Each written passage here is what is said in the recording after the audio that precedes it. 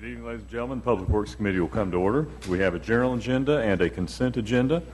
On the consent agenda are two street closing petitions, a resolution approving the abandonment of sanitary sewer easement, and the most recent previous committee minutes.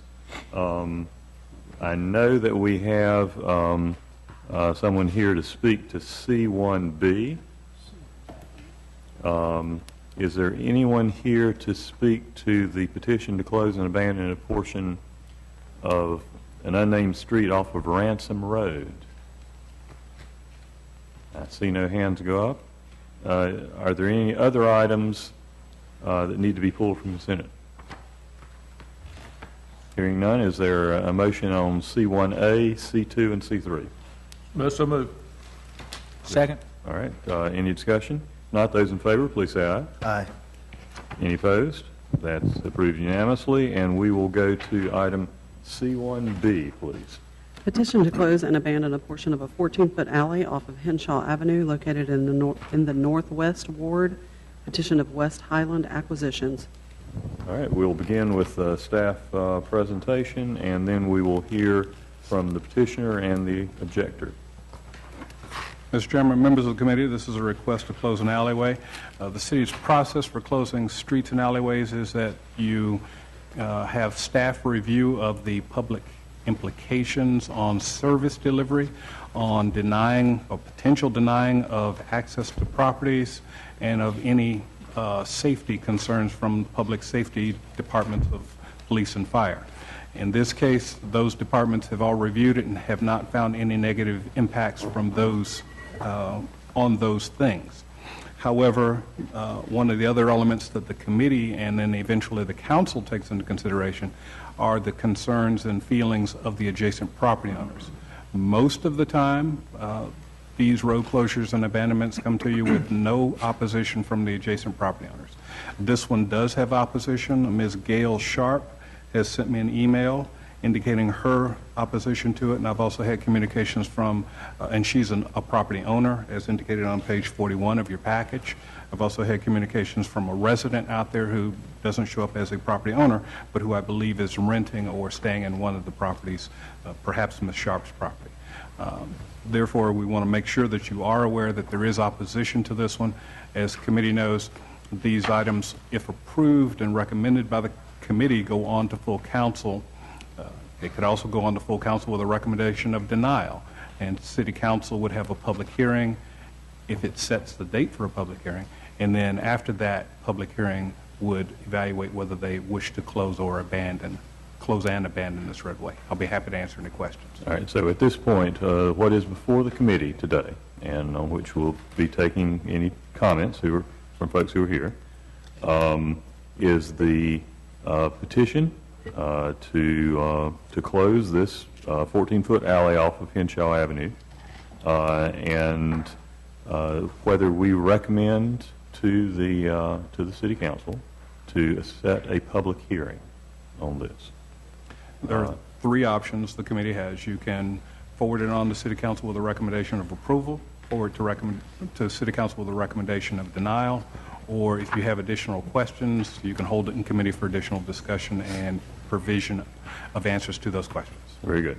Is there a representative from the petitioner here, West Highland Acquisitions? I don't hear anyone. Were they aware that this was going to be on today's? Yes. All right. I understand that there is a representative of the opposition, Mr. Jim Gilbert. Mr. Gilbert, would you be so kind as to come forward to the podium and give us your name and address and your comments on this proposal, please? Thank you, Mr. Bessie. Jim Gilbert, 1932 Henshaw Avenue. Perhaps you'll remember sitting in my living room 12 years ago at 1928 Henshaw when we were discussing the neighborhood crime sprees. I'm here representing Gail Sharp, and I also think that Diane Smithfield Hodges, who owns 1936 Henshaw, has also sent an email in support of denying the petitioner's request to close the alley. The alley's been abandoned for at least 50 years. There's no rush. It's been abandoned for 50 years, so I see no rush to close it now. We've got better plans, I think, that will benefit the entire community, not just the Corporation of West Highlands acquisition. The property has already been cleared of the vegetation that was overgrown. The larger use for the property will be to, and I know that the City Council can approve this, I'm in contact with Representative Terry at the state level to introduce legislation, but the state is in short session, so we won't be able to introduce any legislation until January of next year. But the overall view is to create a community garden.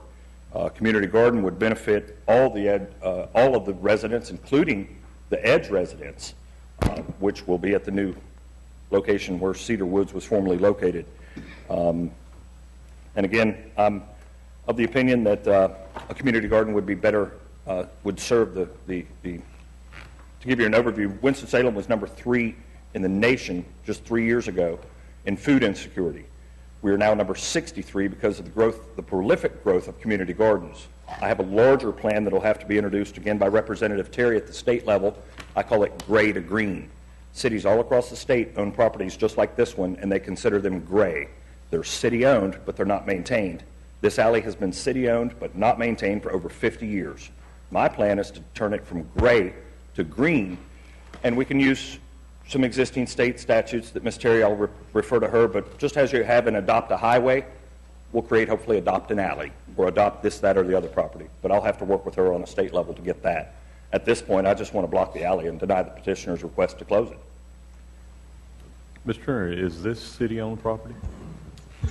This is what is commonly called a public alleyway, and we only maintain them and use them we only maintain them if we use them for garbage collection. So they are allowed to be closed by the city, but we do not claim them unless we are using them. So it is in that nebulous area of being public but not maintained.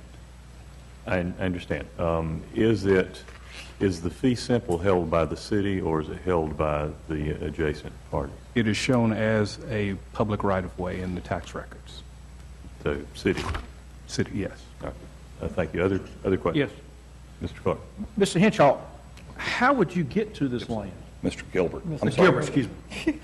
Pardon? How would I get to the community garden? You know, how would you get to this land? Are you going to walk through these people's yards? The alley, if you look at the map, Yeah. property 1928 and 1924 Henshaw. Wait. Let me get to that. 1928 is owned by my mother, What's the last name? We just have a. D. Giovanni. Yeah, I see that one. Just adjacent to her property is an alley that will always be an alley because there is a sewer line in it. That's a sewer line, all right. And that's how we'll access the community garden. And that sewer line is in between 1928 and 1924 Henshaw. That's a sewer line. Can you drive on it or just walk? You can drive, you can walk, you can. Yes, sir. It's a completely cleared alley. Yeah. And these 4 property owners don't mind someone walking through, kind of working in their backyard? No, sir. Okay. Interesting. Thank you. So far, 2 of the 4 property owners have communicated to the city. The other 2, I don't know what their disposition is at this point. Thank you. Mr. McIntosh, this is in your ward. Do you have questions, comments? No, just a comment. I've dealt with alleyways. My ward tends to be the ward that has the vast majority of alleyways in the city. And it's always been my experience that unless there was 100% agreement by the adjacent property owners that the alleyway could not be closed. And in this case, where we have 2 out of 5 property owners, my feeling is that we should deny the request to close it. So you're recommending that this committee recommend denial? Correct. Other questions, comments by members of the committee? It goes back to the question in reference to the actual community garden, because I'm really trying to picture. I support community gardens. There are particular areas in the East Ward where individuals want to do community gardens, and they have done so and have supported them. But I too have that question concerns the fact that it's behind individual properties, and I know those who own them now may say it's okay, but the fact about properties is not always owned by the same person forever. And so by doing that, subsequently, you're saying that you want to put that community garden there behind that property, properties that behind it who more so particular ones who are probably looking for this petition to close it, are not the ones who are in agreement with it. I do see on the map, and I'm not sure, it looks to be like there may be a vacant lot on the other side of Henshaw. I think it looked to be maybe 19 something. Is that a vacant lot on the other side of the street there, maybe diagonally? There's some fairly serious topo issues. I don't know what There they're on looking that. at. Okay, There are no it- vacant lots to my knowledge. And I Well, it think just that- looked to be one on that, and I'm just saying that to me seemed, if it was one, that looked to be a better place for a real community garden to really be something that I think could work and thrive. You all live in the neighborhood, so you all would probably know best what would work for you all in there, but that's just in terms of seeing what has worked in some other areas.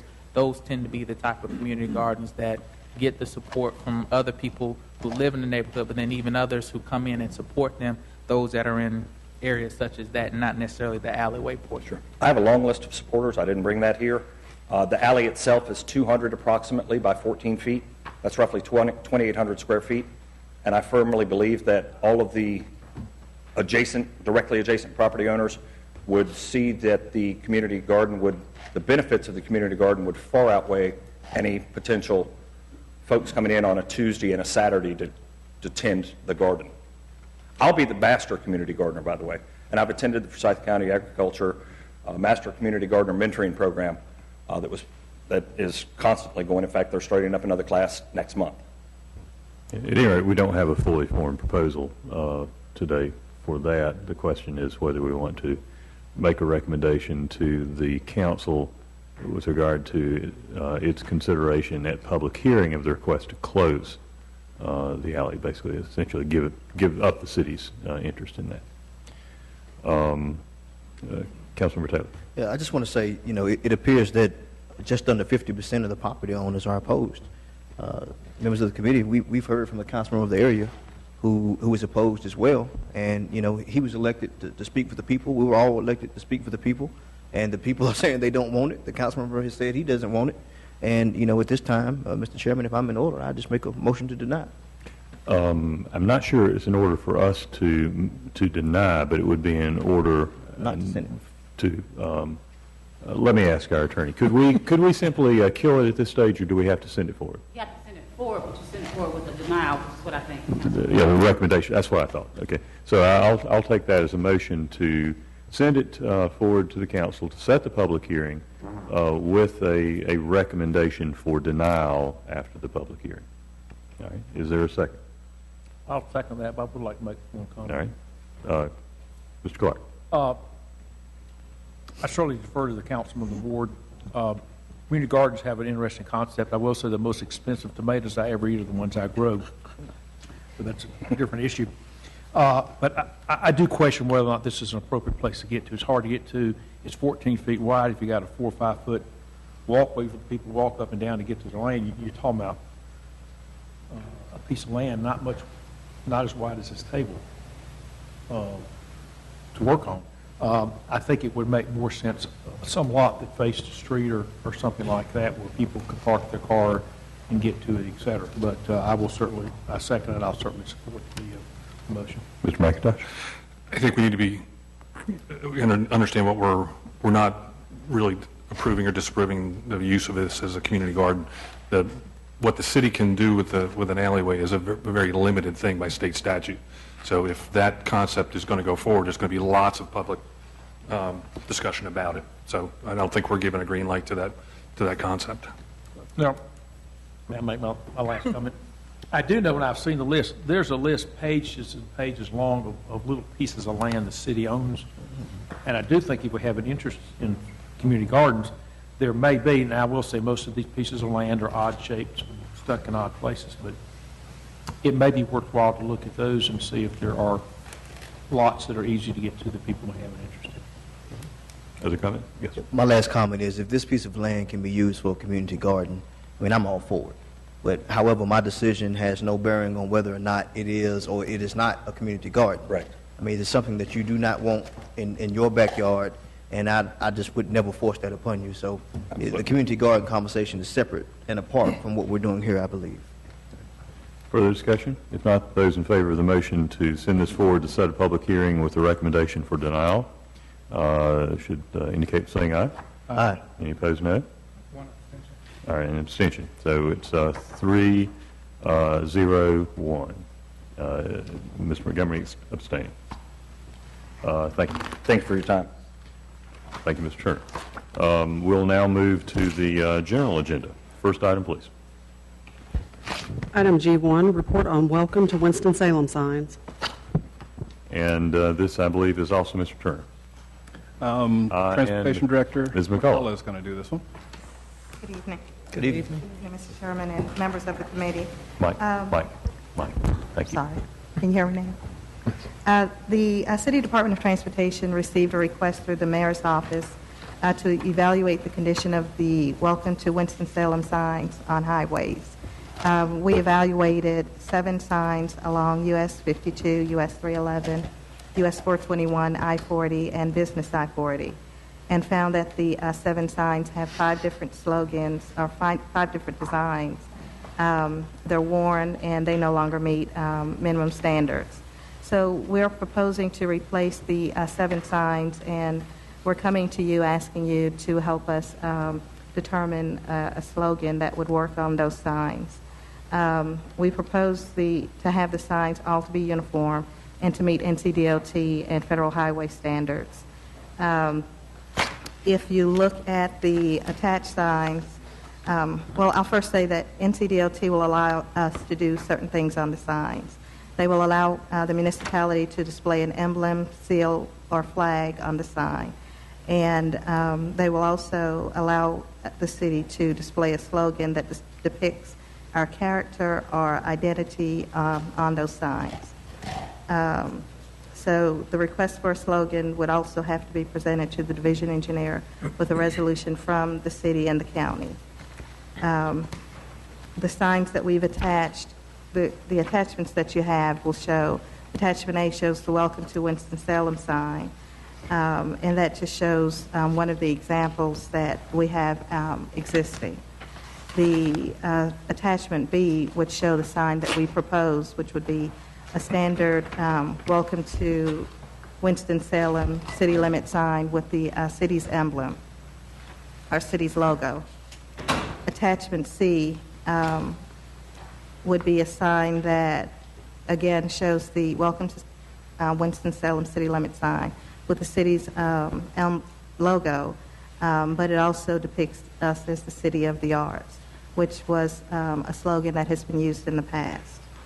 Option 3 shows the Welcome to Winston-Salem city limit sign with the logo, with the slogan City of the Arts and Innovation. With the development of research in the medical field in our area, that's another slogan that we've heard used to represent the city. Those signs, we're asking you to help us, I guess, determine a slogan that we could use on the sign, or do we want to use the option A, which is just the Welcome to Winston-Salem sign without the slogan? Let me ask, is there any difference in cost to the city? The difference in cost would be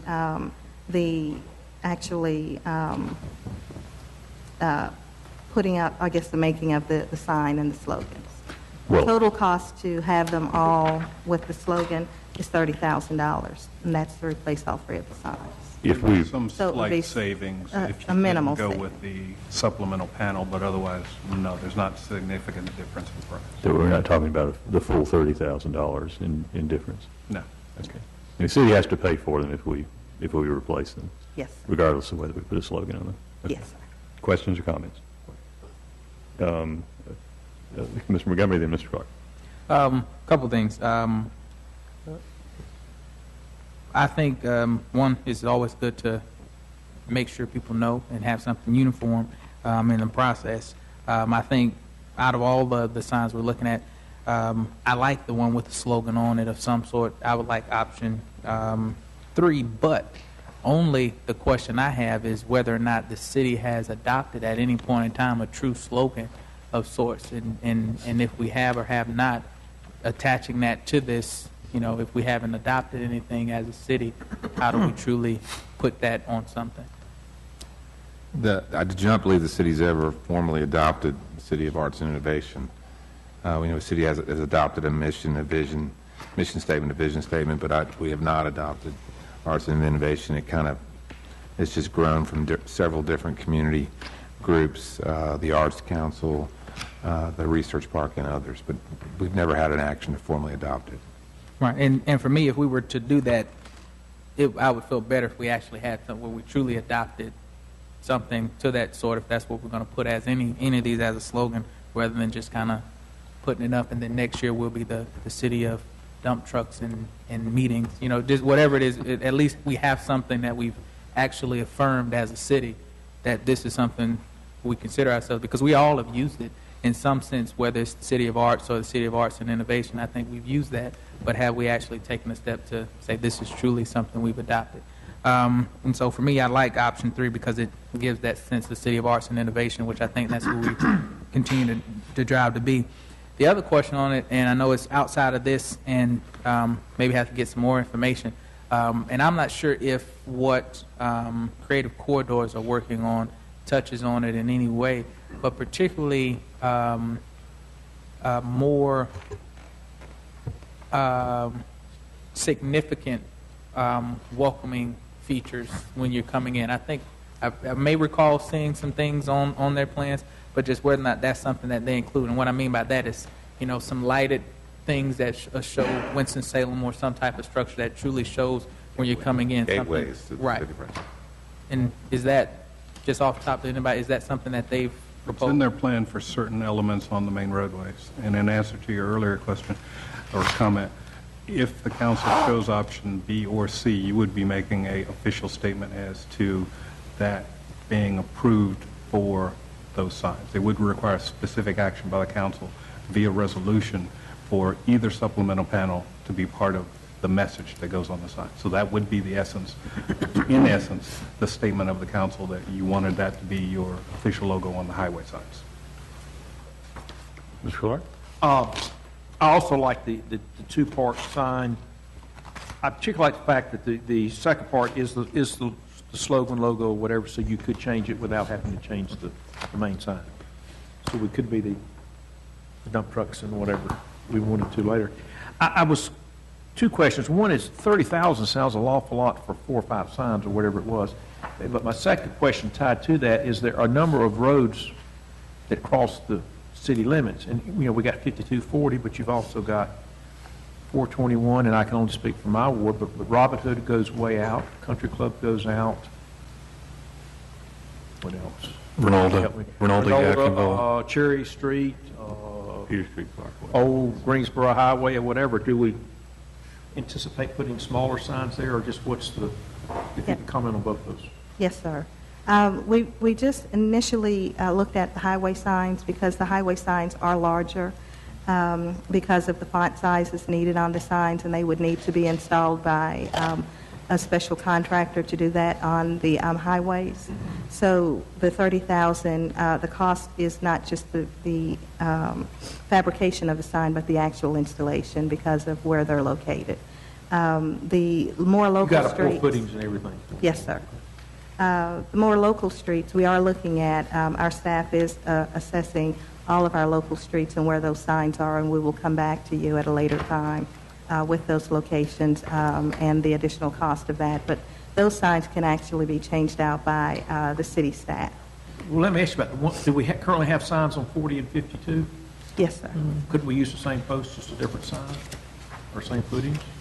I don't think we can. Some of the locations will be changing also. I was going to say the city limits may move too. Right. A lot of city limits did change, and so the locations will change, but the signs themselves will be different. They're different size signs that we're proposing than what's already there, so the existing posts may not work. Okay. Mr. Salem? I am of a varying opinion. I do like the third sign. I believe that Councilman Montgomery brought up a point, and I'm glad you got to kind of lay it out. But I believe, you know, we're putting the cart before the horse here. Before we officially, and if it's under the Winston-Salem sign, whether we say it's official or not, it's official.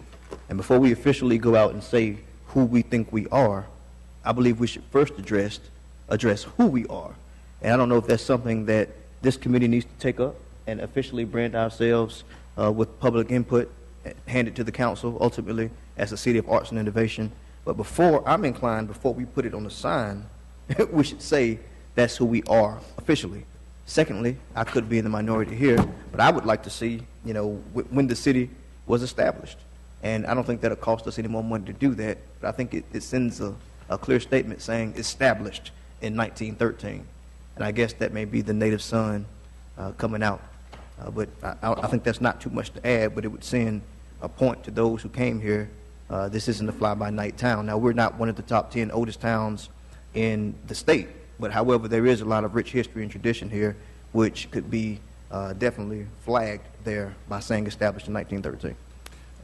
Let me ask staff, has this gone through finance? No. So basically, if this committee made a recommendation to change out the signs, then finance would have to... We have to come back for two things. We have to come back with a resolution to actually adopt the name, and we'd have to come back with a budget amendment if necessary. Okay. It sounds to me that two of our, possibly three, of our committee members have raised the question of whether we wish to officially adopt this slogan that has been used in multiple casual usages for a while. And if that's going to be a hard look, then that's really the jurisdiction of the Community Development Committee.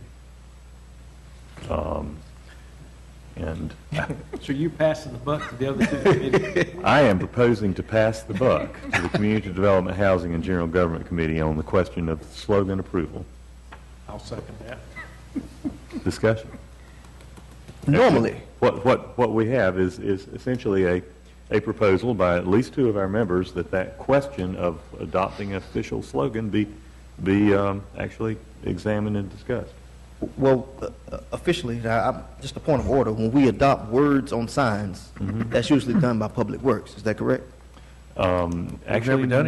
No, I think that... Streets, roadways, Research Parkway, for example, that was voted on by this committee, correct? To name Linden Lane, Research Street Parkway. renaming he's talking about. Street renaming? Yeah. Is that public? Goes through Public Works approval by council. I thought so. Normally, names of buildings and such Go to general government. To general government. Words on signs tend to be in this committee, but just a point of order. And that the committee could decide that it wanted to retain in committee. I'd be happy to hand this off to the committee that really focuses on namings. You may wish to defer that decision until after you get through looking at your agenda for the next year. There's that. We have a lot of things that are actually in the clear the bailiwick of this committee that we are going to need to spend a lot of time on. If I can comment for the Finance Committee, I think we would probably take this up as part of the budget for 2014-15 anyway. So anyway, there's a motion on the floor to defer the question of the slogan to community development. Further discussion. Those in favor, please say aye. Aye. Any opposed? Aye. All right. Do we have an abstention? Yes or no? No vote was a yes. Right, 3-1. It's 3-1. All right, it's 3-1. 3-1. This doesn't have to be approved by full council. Majority of the committee kicks this over to community development and invites them Thanks to a lot, review the guys. question. You're very welcome, Mr. McIntosh. But I do have one question, though.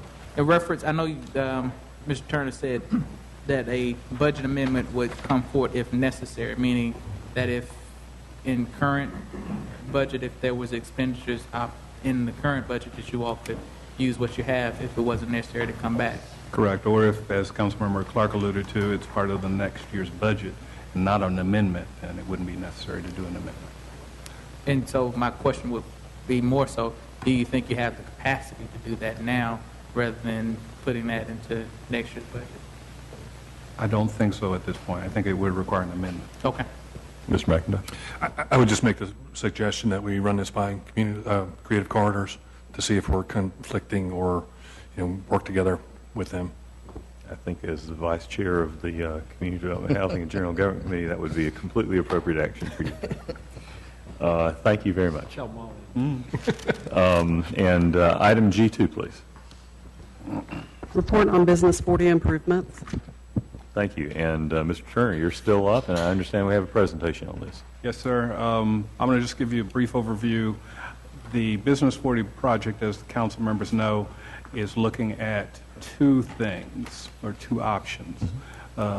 Closing the Cherry Marshall Street interchange and leaving the Liberty Main Street interchange open, or vice versa. One of the other things that I've put in your agenda package is that there were also two concepts that NCDOT looked at. One, taking Liberty Street over Business 40, or another option of taking Liberty Street under Business 40. They're called the deep cut and shallow cut options.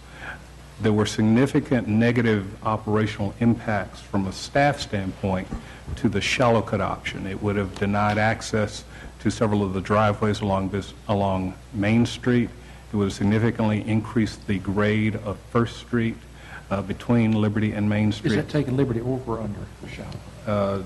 The shallow cut is taking Liberty Street over, as I recall. Under, I'm sorry. Like it is now? Like it is now. The deep cut option will reverse them, but will retain accesses to the driveways off of Main Street.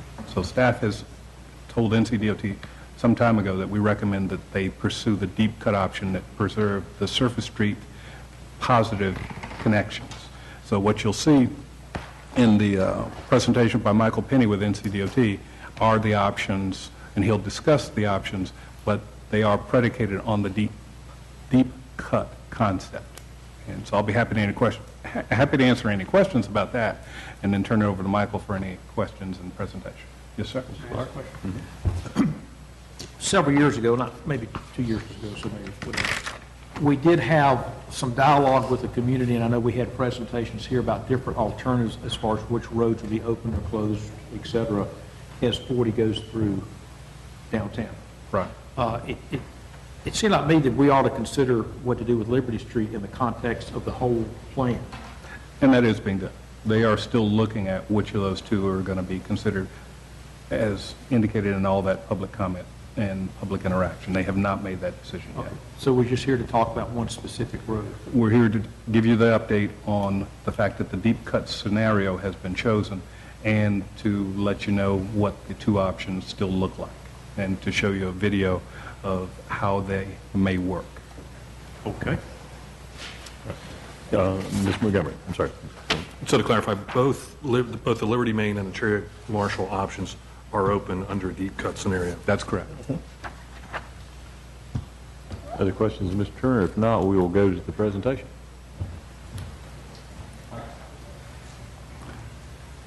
Thank you, members of council.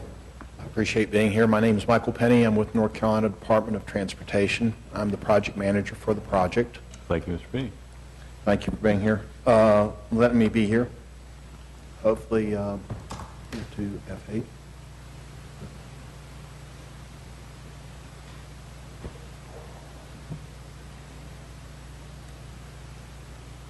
The North Carolina Department of Transportation is proposing to improve 1.2 miles of US 421 I-40 business, commonly referred to as Business 40, in Winston-Salem.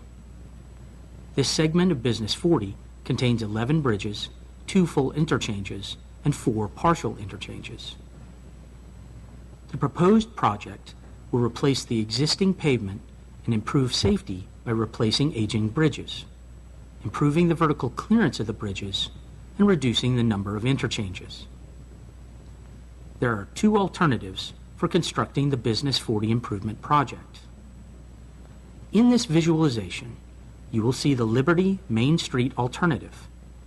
Please note, all bridges, railings, sidewalks, and retaining walls are based on North Carolina Department of Transportation standard design, do not reflect any visual improvement or enhancement. Starting just east of the Business 40 overpass on Crafton Street, Business 40 will be lowered to improve the vertical clearance of the 4th Street Bridge to 17 feet. The current Peters Creek Parkway Bridge and interchange will be removed and rebuilt to accommodate 7 travel lanes, as well as 2 ramps and 2 loops. The intersection of the ramps and loops with Peters Creek Parkway will be signalized. The existing Green Street Bridge, which is currently closed, will be removed and replaced with a pedestrian bridge to allow citizens to walk and bike to BB&T Field and other points of interest west of downtown. Business 40 will be lowered to improve the vertical clearance of the Green Street pedestrian bridge to 17 feet. The current 5-lane Broad Street Bridge and interchange will be removed. A 3-lane bridge will be built, as well as a westbound off-ramp and an eastbound on-ramp. Business 40 will be lowered to improve the vertical clearance of the Broad Street Bridge to 17 feet. The Business 40 bridge over Brookstown Avenue will be replaced with a new bridge, and the vertical clearance will be improved to 15 feet. From west of Spruce Street to west of Business 40 overpass of East Salem Avenue, Business 40 will be lowered to improve the vertical clearance of the Spruce, Marshall, Cherry, Main, and Church Street bridges to a minimum 17 feet. The lowering of Business 40 will allow for Liberty Street to bridge over Business 40. Under this alternative, Spruce Street will remain open and the Marshall and Cherry Street ramps will be removed. Business 40 will bridge over the Strollway. The existing Liberty Street overpass and ramps will be removed and replaced with a new bridge over Business 40 and ramps on new alignments. The eastbound off-ramp and the eastbound on-ramp will connect Main Street to Business 40. The current 3-lane Main Street bridge and ramps will be removed and replaced with a 2-lane bridge, as well as a westbound off-ramp and an eastbound on-ramp. The current 3-lane Church Street bridge will be removed and replaced with a 2-lane bridge to improve the vertical clearance of the Main Street ramps to 17 feet.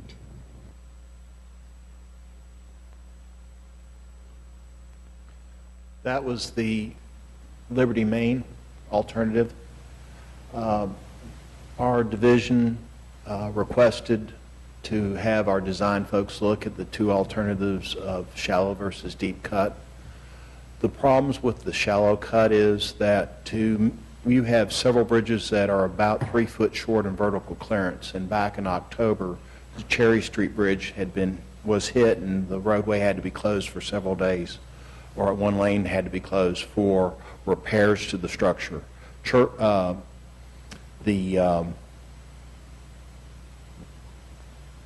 having a senior moment, I'm sorry. The Green Street Bridge has been closed because it was also hit. And due to the nature of this project coming on board, it has remained closed. Also, to the north of that, the public system, roadway system there has been dedicated over for private use. So with that being said, we still have structures that have vertical clearance issues. The shallow cut resulted in a need for a shift on Main Street, which would have required the acquisition of the funeral home and put a jog in the system. Also, it required additional ramps and loops, ramping for Liberty Street to go up and over and come down back to Main Street for the interchanging on the Liberty Main. And that created an issue of vertical intrusiveness that we didn't think would be palatable with all the historic properties and districts within the project area as well. Believe it or not, the deeper cut is actually cheaper on both alternatives than the more standard approach. Yes, sir. So what you have shown in that animation was the deep cut? It is the deep cut, yes, sir, for the Liberty Main option. There is a Cherry Marshall. There's also at the same Business 40 website. Both videos are there, and both alternatives are deep cut alternatives. Please. This also allowed for the existing street network to be minimally impacted, all the cross streets on each alternative. There would be some minor grade differential on the surface of all the cross streets. That would be Church, Main, Liberty, would change dramatically, obviously, with the deep cut, but with Cherry, Marshall, Spruce, depending on the alternative, Broad, Green Street, and Peters Creek Parkway. All those structures. We are not going to do any bridge replacement on 4th Street. The bridge is sufficient in rating. We are just going to be lowering the roadway underneath it to get the vertical clearance that's needed. The structure does not need to be replaced. So this animation also depicts what would be called the Cherry Marshall alternative, or the... We do have one. It will take a few minutes for it to buffer and come up. If you would like for me to pull that up for you to see that. I'm sorry, which one was... I should have been paying attention. Which one was portrayed? The Liberty Main. Liberty Main. So this Yes, is Liberty Main. This is, Yes, sir. Using Liberty Main as the primary downtown. The difference is with the Liberty, from Liberty Main to Cherry Marshall, with Liberty Main, as you saw, there is a full interchange at Peters Creek Parkway. There is a partial interchange at Broad. There are no ramps for Cherry or Marshall. There are on and off ramps for Liberty and on and off ramps for Main. Okay. Now for the Cherry Marshall alternative, again starting from west and moving east, there is a full interchange at Peters Creek Parkway, same configuration. There are no ramps or loops at Broad Street. There are on and off ramps at Cherry and Marshall. There are no ramps for Liberty. There are ramps in similar configuration to what is currently out there now for Main Street. For the Liberty Main alternative, there are limited ramps for Spruce Street. For Liberty Main, no, sir. Okay, there are no ramps for Spruce. The bridge remains. Right. Bridge remains, but no. The bridge remains. Under the Cherry Marshall alternative, and you do bring up a point, under the Cherry Marshall alternative, Spruce Street would be removed. The bridge would be removed, and the street would be cul-de-saced on the north side, and we would recommend closure for the short section on the south side to High Street. One thing to let you know, Mr. Chairman, staff is not here, obviously, to ask you to recommend or choose a Liberty Main versus a Cherry Marshall option. We just wanted you to be aware that those things are still out there, and wanted to bring the committee up to speed on the fact that the deep cut versus shallow cut option had been, decision had been made, and that did not affect, as Councilmember McIntosh asked, the decision that the state will eventually make on on Cherry Marshall versus Liberty Main. Ms. Adams, then Mr. Montgomery, then Mr. Clark. You said you couldn't pull up the video. Can you pull up the map for the Cherry Marshall alternative? I do have some small maps. Stacked right there. That will show you. That's my stuff. That's mine.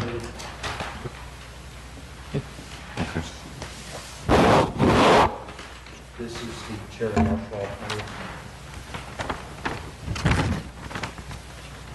Thank you. This is the Liberty Main. Mr. Pena, has State DOT made a recommendation on Cherry Marshall versus Liberty Main? The environmental document that is being written and will be, hopefully will be signed at the end of the week, is presenting both alternatives equal in the sense that we would like to get as much public input as possible, and that way we are taking both alternatives to the public hearing, which will be later this spring. That way we can get a large representation of what the public is interested in. Right now, both alternatives, there are minor cost differentials between them, but from the impact standpoint, they're pretty much neck and neck. Ms. McCullough has, I'm No, sorry. no. Ms. McCullough, has the city DOT staff made a recommendation on that? No, sir. Okay, I didn't think so, I just wanted to confirm. Mr. Montgomery, and then Mr. Clark. And that was actually where my line of question was coming in terms of the recommendation, and at what point, and if at any, would you all be looking at a particular recommendation from this committee or from council on a particular alternative? I know that there are several community groups who are highly interested in the process and what will be chosen. I know the downtown partnership has been having conversations around that. As of yet, I do not believe that a particular recommendation has been, but I believe the entire board members there have been briefed on the different alternatives. But at what point is a recommendation needed? It's needed question. Needed would be after, we would prefer the city to wait till after we have the public hearing. That way it gives the public an unbiased view of both alternatives. My understanding, based on discussions with the Chamber and the Downtown Partnership, they do not have a preference on an alternative. They are interested in getting as much information and feedback from their members with regards to both alternatives. They've been very active with the project. We've met with them on numerous occasions, along with other entities and groups throughout the city. So we're trying to get the word out. We've had a very aggressive, as you're aware, public campaign with regards to the project, and we'll continue to do that. Mr. Clark, and then Mr. McIntosh. Just briefly, on the ballpark, which is between Peters Creek and Broad, have you met with those folks on the Yes, sir. configuration? Because I do know, I go to a lot of games, and we use the Broad Street entrance on the 40, because it lines up with the parking lot, and they just We've had funnel this. us out very quickly. And this way, I'm going to have to take two lefts, and left turns are always left turns. The layout for the new Peters Creek Parkway section in that area and the interchange has been looked at with regards to both the ballpark and the new development to the west. Okay. We've worked in coordination with both the ball field folks and with the new developer, and looking at traffic needs, and feel that what we've got here will accommodate the movements needed. We looked at the ball field traffic, most of it occurring coming in the latter part of the PM peak hour when people are leaving downtown, so it should all work. We worked quite You extensively. got to get them there, and you got to get them to leave, too. Leaving is we look primarily at coming in because that's when the conflicts would occur. Okay. The leaving is not as severe because you don't have the people leaving downtown at the same time. Okay. All right. Mr. McIntosh. Thank you. Did you have something else? Yeah. Oh, yeah, well, just one last question. Time frame, when are we looking to have public meetings and announce all this? When's the decision time on this? Our public meeting, the public hearing has not been set. We're looking at sometime in spring, most likely late spring, possibly going as late as June of this year. Okay. So sometime after June or July, we would have feedback from the public. Mm-hmm. We had a quarter-wide meeting back in November, and we had a lot of folks. We showed both alternatives. The videos were there. We got a lot of positive feedback. The videos and the alternatives are on the website. In the document that's being prepared, both alternatives are shown, and the website is referenced for people to go and look. We will have the document on the website and available at various places for everybody to look at, so that they will have a chance to read the document and then come to the public hearing and provide information on both alternatives, their viewpoints. Okay, thank you. Mr. McIntosh. First, I want to say that the videos are very helpful. I mean, I've been on the Business 40 Task Force and the Downtown Winston-Salem Partnership Planning Committee, and have been looking at this stuff for years, and you really don't get a good sense of it like you do with the videos. That's very, very helpful. Thank you. My question is about process, because you've said that the costs between the Liberty Main and Cherry Marshall are going to be roughly similar. Yes, sir. We're talking neck and neck. Who makes the final decision on that? We do not always pick the lowest cost alternative. We look at all the environmental factors. As of right now, we're still waiting for the right-of-way estimate to come in, but just on the construction costs, they're very similar. Utility costs are very close as well. We don't anticipate a large differential in the right-of-way cost either. So it will really be a lot more on public input as to what the public is telling. It is not a voting process, but we are more apt to build something that the public is more supportive, unless there's some overriding factor. Board of Transportation makes the decision, but it takes into account the recommendation of DOT staff and public comments. Is that right? Correct. Yes, sir. We were also, we've worked with the State Historic Preservation with regards to all the historic properties, or 17 historic properties that could be affected by the project, and also 7 districts.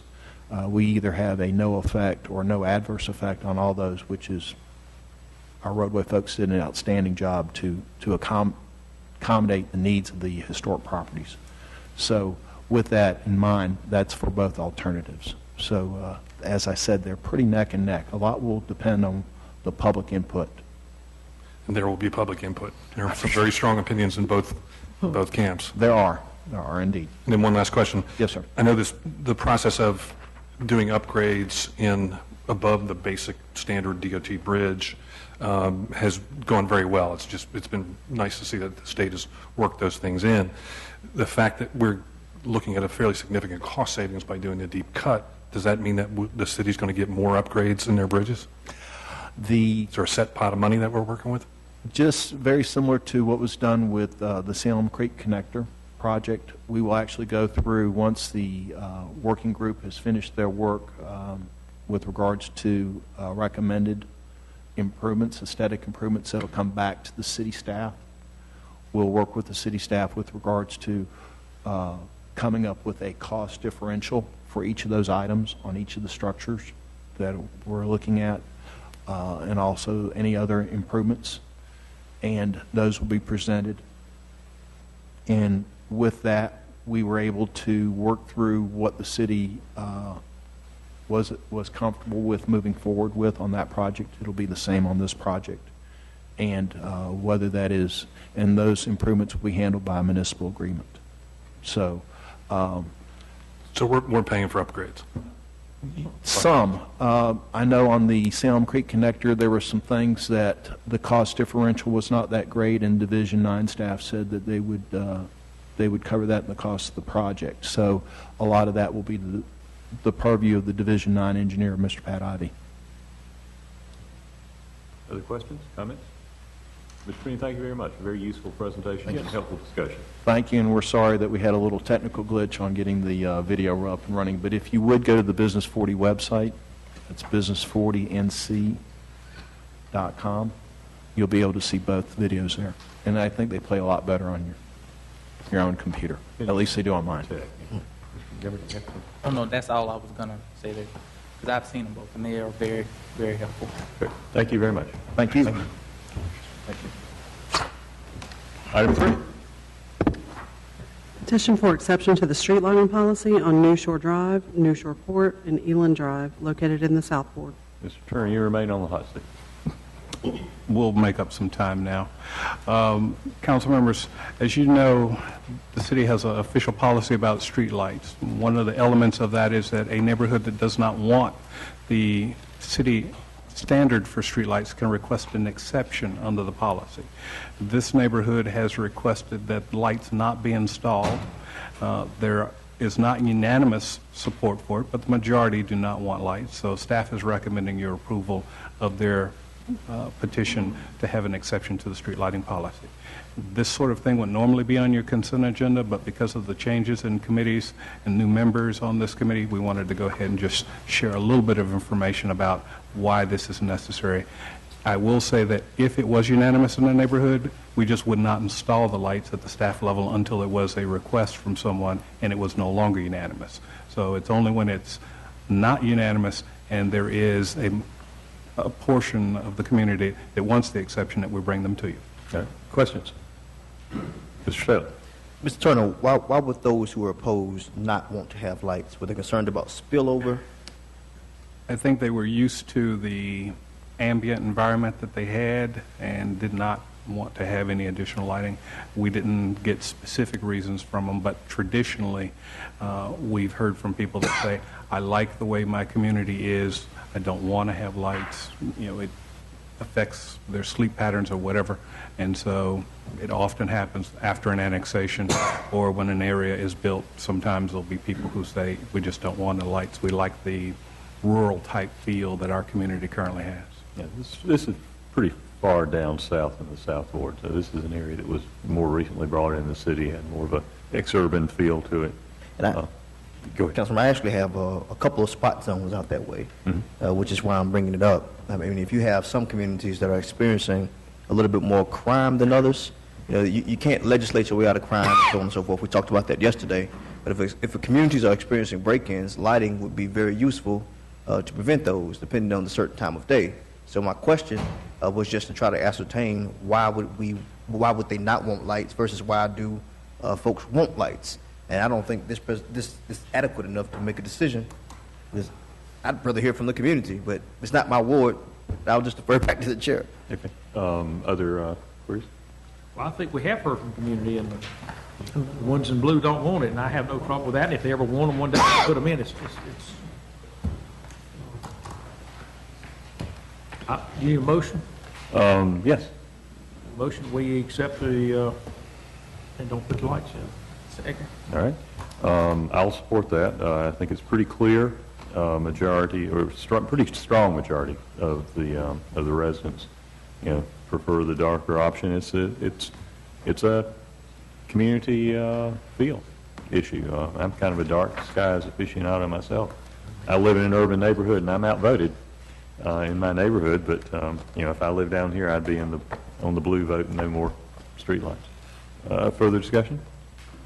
Mr. Montgomery. And the only thing I would add, and I think this illustrates, and it's ironic, this conversation now, but someone who lives in the East Ward, who lives out a little further in some of our more rural areas that way, if I'm not mistaken, they got some streetlights not too long ago, and they were criticizing the city in terms of not getting too much from the city, but said when they came in, they got higher taxes and they got streetlights and took away their ability to look up and see, look at the stars at night. And for some folk, if they appreciate that, then you know, if that's what they have to fill their neighborhood and community, then so be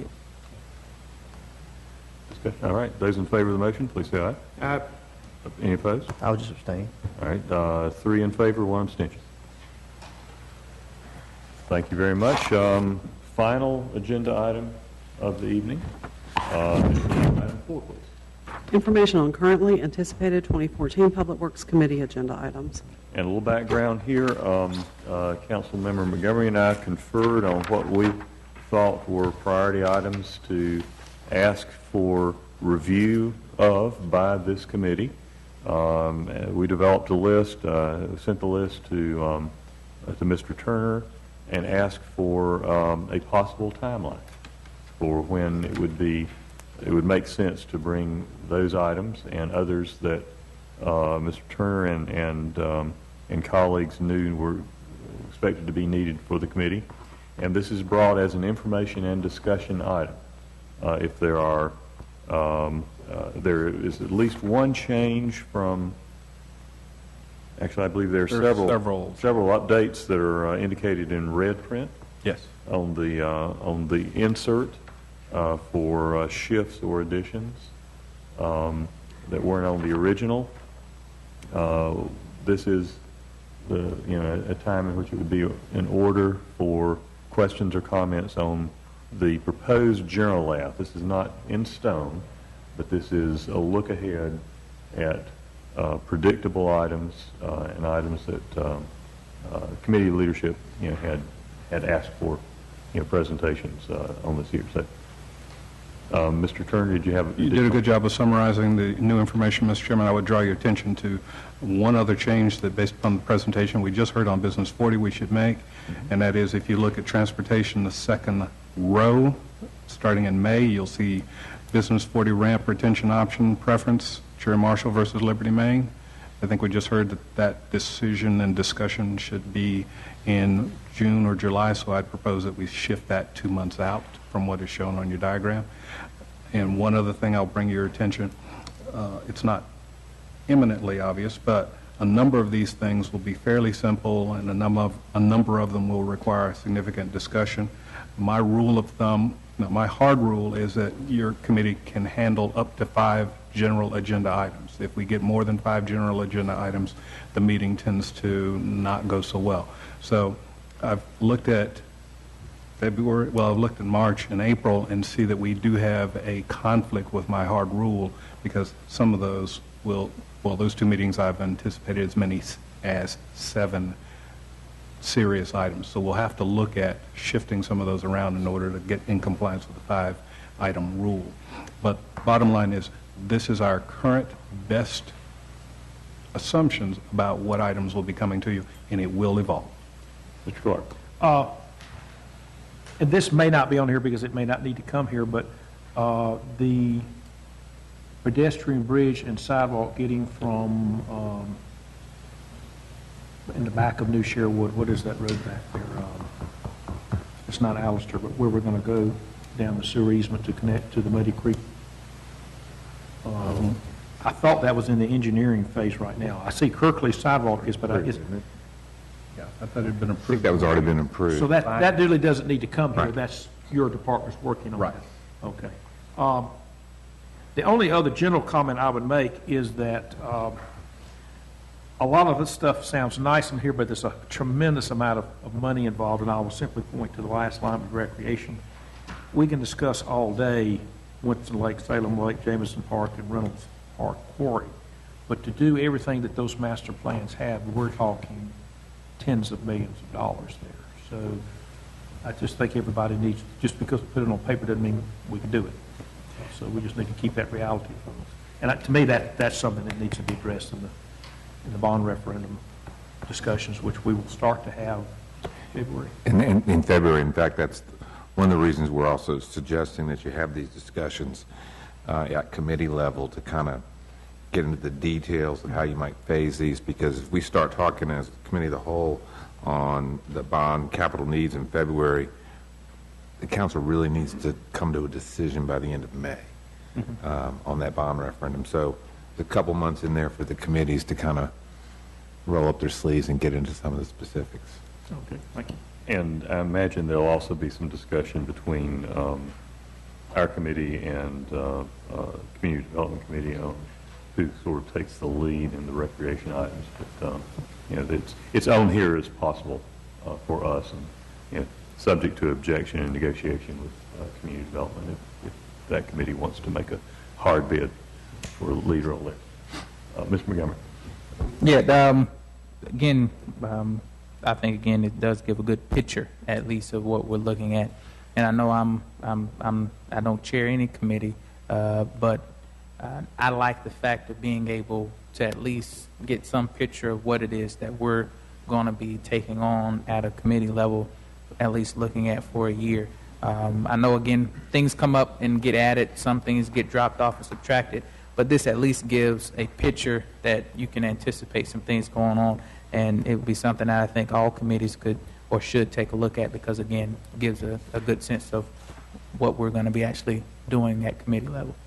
And I started the practice in community development of reviewing the agendas several months in advance, and I'm basically here I'm trying to take it a step further and review the proposed agenda with all the committee members, so that, you know, there's a chance for input from everybody. Ms. Adams. Yes, thank you. Where are the paving of streets? Where would that fit in here? An update, now that we got new members on the council as well as the rest of us, the old ones. Where does that fit? Mr. I see sidewalks. I see greenways. What about streets? The resurfacings of streets I didn't put on here. That's something council does every year as you approve your budget or you approve your project list. So I'll be happy to go back and put on what month that typically comes to you, but that's something you have every year, and it typically is done by the Finance Committee, but I'll be happy to put it on here for your reference. Okay, Other input? Thank you very much, Mr. Turner. Good job. And thank you, everybody, staff and committee members for your patience in overrun today. If there's nothing else urgent, we stand adjourned. Probably.